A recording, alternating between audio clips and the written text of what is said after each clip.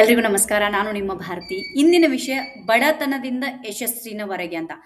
ಸ್ನೇಹಿತರೆ, ನಮ್ಮಲ್ಲಿ ಅನೇಕ ಜನರು ತಮ್ಮ ಕನಸುಗಳನ್ನು ಬಿಟ್ಬಿಡಲು ಒಂದು ಕಾರಣ ಹೇಳ್ತಾರೆ. ಅದು ನಮ್ಮ ಬಳಿ ಹಣ ಇಲ್ಲ, ನಮ್ಮ ಪರಿಸ್ಥಿತಿ ಚೆನ್ನಾಗಿಲ್ಲ, ನಾವು ತುಂಬಾ ಬಡ ಕುಟುಂಬದಿಂದ ಬಂದವರು ಅಂತ. ಆದ್ರೆ ಒಂದು ಪ್ರಶ್ನೆ ಕೇಳ್ಕೊಳ್ಳಿ, ಜಗತ್ತಿನಲ್ಲಿ ಯಶಸ್ಸು ಸಾಧಿಸಿದಂತ ಎಲ್ಲರೂ ಶ್ರೀಮಂತರಾಗಿ ಹುಟ್ಟಿದಾರ? ಖಂಡಿತವಾಗಿಯೂ ಇಲ್ಲ.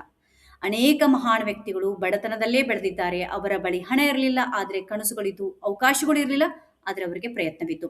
ಸೊ ನನ್ನ ಪ್ರಕಾರ ಪವರ್ಟಿ is not your destiny, it is a just a situation ಅಂತ. ಬಡತನ ಒಂದು ಪರಿಸ್ಥಿತಿ ಮಾತ್ರ, ಅದು ನಿಮ್ಮ ಭವಿಷ್ಯವನ್ನು ನಿರ್ಧರಿಸುವುದಿಲ್ಲ. ನಿಮ್ಮ ಆಲೋಚನೆ, ನಿಮ್ಮ ಪರಿಶ್ರಮ ಮತ್ತು ನಿಮ್ಮ ನಿರಂತರ ಪ್ರಯತ್ನವೇ ನಿಮ್ಮ ಭವಿಷ್ಯವನ್ನು ರೂಪಿಸುತ್ತೆ.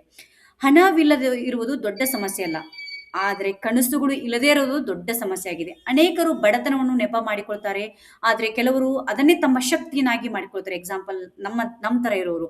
ಯಶಸ್ಸು ಒಂದು ದಿನದಲ್ಲಿ ಬರುವುದಿಲ್ಲ. ಪ್ರತಿದಿನ ಸಣ್ಣ ಸಣ್ಣ ಹೆಜ್ಜೆಗಳನ್ನು ಇಡುವುದರಿಂದ ಬರುತ್ತೆ. ಪ್ರತಿದಿನ ಹೊಸದನ್ನು ಕಲಿಯಿರಿ, ನಿಮ್ಮ ಸ್ಕಿಲ್ಸ್ ಗಳನ್ನ ಬೆಳೆಸ್ಕೊಳ್ಳಿ, ಪುಸ್ತಕಗಳನ್ನು ಓದಿರಿ, ಒಳ್ಳೆ ಜನರ ಜೊತೆ ಸಮಯ ಕಳೆಯಿರಿ. Success is not about where you start, it is about where you decide to go. ನೀವು ಎಲ್ಲಿಂದ ಬಂದಿದ್ದೀರಿ ಎಂಬುದು ಮುಖ್ಯವಲ್ಲ, ನೀವು ಎಲ್ಲಿಗೆ ಹೋಗಬೇಕು ಎಂದು ನಿರ್ಧರಿಸುತ್ತೀರಿ ಎಂಬುದೇ ಮುಖ್ಯ. ಇಂದು ನಿಮ್ಮ ಬಳಿ ಹಣ ಇಲ್ಲದಿರಬಹುದು, ಆದರೆ ಜ್ಞಾನ ಗಳಿಸಲು ಹಣಕ್ಕಿಂತ ಹೆಚ್ಚಾಗಿ ಬೇಕಾಗಿರೋದು ಆಸಕ್ತಿ.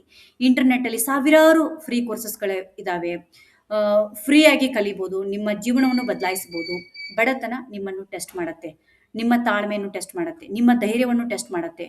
ಆದ್ರೆ ನೀವು ಕೈ ಬಿಡದೆ ಮುಂದೆ ನಡೆದರೆ ಅದೇ ಬಡತನ ಒಂದು ದಿನ ನಿಮ್ಮ ಯಶೋಗಾಥೆಯ ಮೊದಲ ಅಧ್ಯಾಯವಾಗುತ್ತೆ.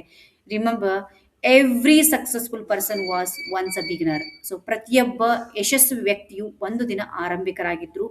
ಆದ್ದರಿಂದ ನಿಮ್ಮ ಪರಿಸ್ಥಿತಿ ಏನೇ ಇರಲಿ, ನಿಮ್ಮ ಕನಸುಗಳನ್ನು ಬಿಟ್ಕೊಡ್ಬೇಡಿ. ಅಷ್ಟೇ ಅಲ್ಲ, ಇಂದು ನೀವು ಕಷ್ಟಪಡುತ್ತಿದ್ರೆ ನಾಳೆ ನೀವು ಗೆಲ್ಬಹುದು.